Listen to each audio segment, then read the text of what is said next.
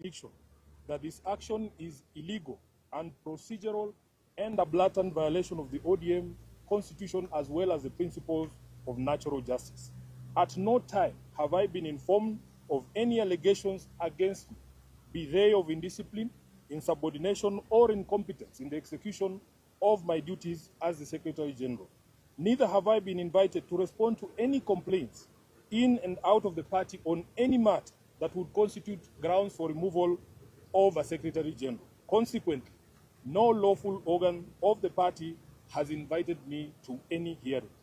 Indeed, as far as internal differences in opinion go, my only cry is that I have refused and I oppose any plans and schemes within the party to support President William Ruto's re-election, because I have held and continue to hold the firm position that this country cannot afford another 5 years of this expensive, divisive, incompetent, and disastrous Ruto misadventure.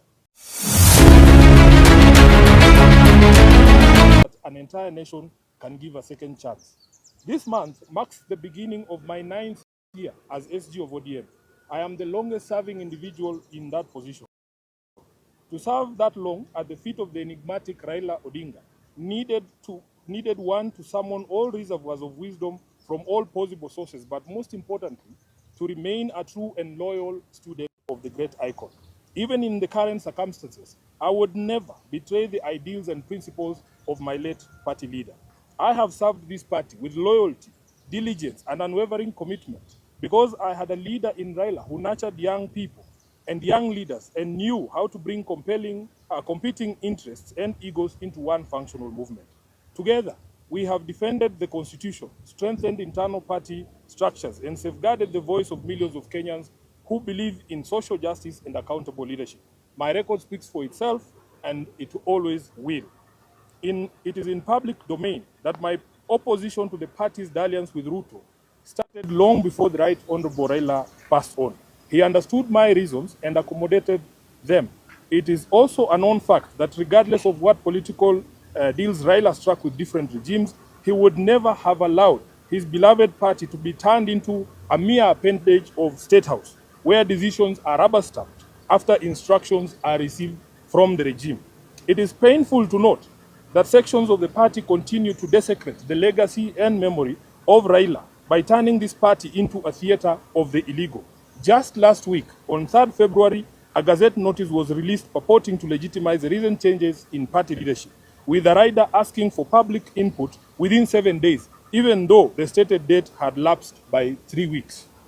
Essentially, those who now purport to run the party are aware that, for instance, the new party leader was installed unprocedural and unconstitutional.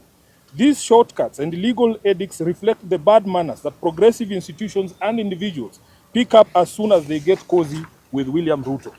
I leave it to the party members to judge if this really is the path that the Right Honorable Raila Odinga had set for us. Just 4 months after his death, we can all agree that Raila must be turning in his grave. In recent times, many respected personalities within the movement have reached out to me and the rest of the leadership, seeking a middle ground of unity, at least until the National Delegates Convention is called. I may not mention all of them, but the party trustees, and they know themselves, as well as Mama Ida Odinga and Her Excellency Ruth Odinga, the women representative for Kisumu, among others, have worked tirelessly to try and unite the party and renew the spirit of Raila in the party. But it seems the rest of the leadership, answering to instructions from elsewhere, has been unable to embrace dialogue. I want to assure our members across the country that this is not about positions. It is about principle. It is about protecting the integrity of our party. It is about ensuring that ODM remains a democratic institution governed by rules and not by impulses. And whatever actions I take from here, obviously after wide consultations, I will do so with my head held high, knowing full well that I have never once let down my leader, the Right Honorable Raila Odinga, or the members of this party who are its backbone. As I said in Busia, Raila did not raise cowards. He did not teach us to run away from hardship or challenges, but to confront them head-on. Our party constitution places a responsibility on us to fight for ODM, and fight we shall. Through all lawful means, we shall fight for this great institution until the very end. We will challenge every illegality in the courts of law and in the court of public opinion. Surrender is not an option for us. I urge our members to remain calm, steadfast, and committed to the ideals that brought us together. ODM is bigger than any individual, and it must remain anchored in justice, transparency, and respect for its own constitution. Even as we confront the spectacle of stagnation against progress and liberal versus conservative clashes in our politics, we shouldn't fall for the allure of easy largesse and cheap promises made to the electorate for the sole purpose of perpetuating the age-old slavery visited on citizens of this nation by a regime lacking in legitimacy. I remain a loyal member and the duly elected Secretary General of the ODM party.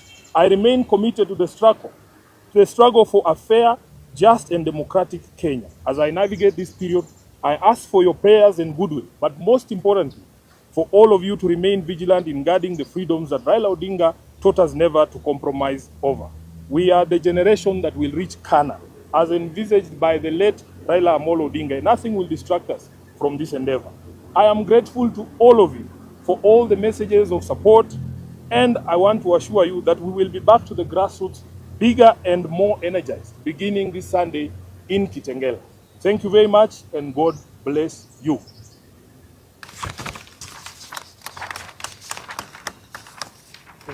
So we will allow the Deputy Party Leader to say a few things. The Honorable Governor James Orengo will say a few things, and the Honorable Winnie Odinga will say a few things. Then we will take questions. Thank you. I think a few days back, I raised an alarm that ODM party is now being remote controlled from State House. And I also raised an alarm that there is an attempt to do a hostile takeover of ODM party. Now, this was not baseless. I want to inform you that last Friday, I received a call from chairperson of ODM, Madam Gladys Wanga. And Gladys Wanga gave the call to party leader, Oburu Odinga. And Honorable Oburu requested a meeting with me, which we set for Monday. And on that Monday, I requested that that meeting I attend with the Secretary General, because it is important that the top leadership of the party discuss.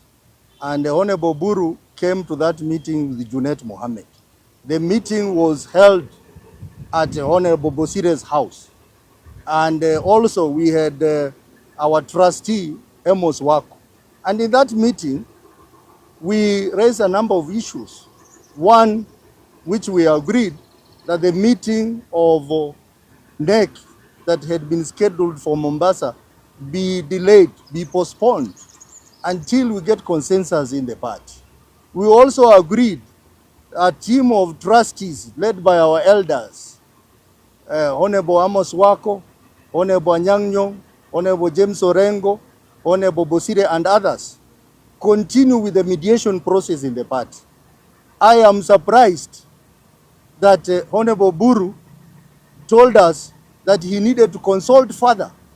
That consultation, he did not consult it with other key stakeholders in the party, but they proceeded that night to State House to consult William Ruto.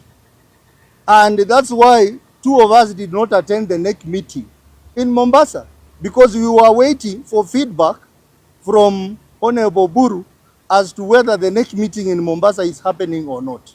I am surprised that they went ahead and made very, very critical decision of removing Honorable Sifuna as the SG.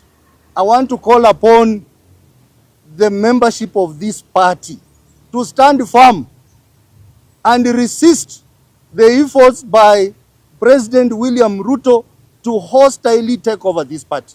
We will not allow him. We will not allow him to have his way. And I know that many, many other leaders are going to join this cause.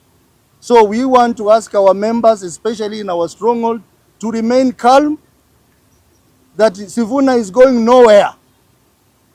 And I had said that if Sifuna goes, I will also go. I want to say that these members have agreed that we will fight the war, and we still recognize Sifuna as our legitimate Secretary General, as you will discover shortly. We want to say that there is a pair in this party which is an axis of evil. They know themselves, I'm not going to mention their name, who are working day and night to assist William Ruto to wreck this party. We will not allow you. And that's why we are saying, from this weekend, we are going to the people. We are going to our supporters, starting with Kitengela on Sunday, and on 21st, we are going to Vihiga, Kakamega, and Bungoma. So our people stay firm. We are not about to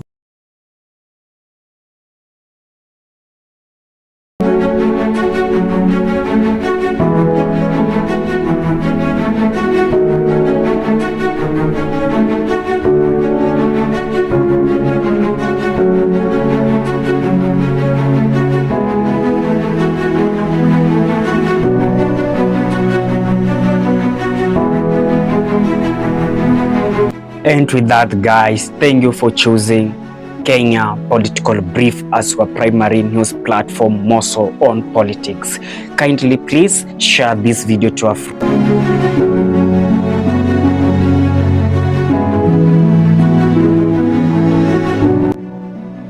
If politics is your passion, this is the place you really wish to be. Kindly subscribe. Bye bye.